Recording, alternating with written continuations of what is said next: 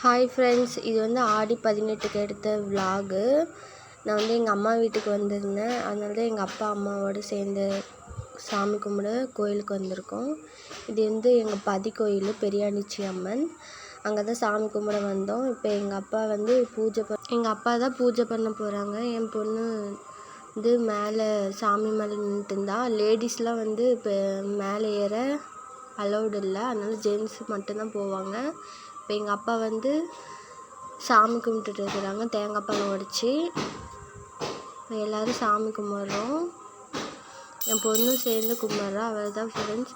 இப்போ சாமி கும்பிட்டு வீட்டுக்கு வந்துட்டோம். வீட்டுக்கு வந்து வீட்லேயும் சாமி கும்பிட்டோம்.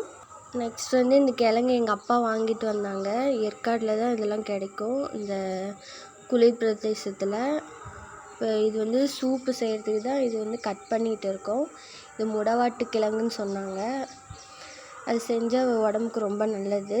இதோட ரெசிபி வந்து நெக்ஸ்ட் வீடியோவில் போடுறேன். இப்போ எங்கள் அம்மா வந்து பருப்பு குழம்பு சாப்பாடு செஞ்சிட்டாங்க. இப்போ கேரட்டு பீன்ஸு நான் தான் வணக்கினேன். முடவாட்டு கிழங்கு சூப் வந்து ரெடி ஆயிடுச்சு. இப்போ குழந்தைங்களுக்கு இது கொடுக்கலாம், ரொம்ப நல்லது. ரசத்துலேயும் இது ஊட்டலாம்.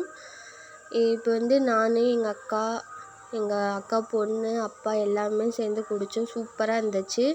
இது வந்து கோதுமையிலே செஞ்ச போண்டா, செம்ம டேஸ்ட்டாகவும் இருந்துச்சு. சாப்பிட்டு காட்டுக்கு போயிட்டோம்.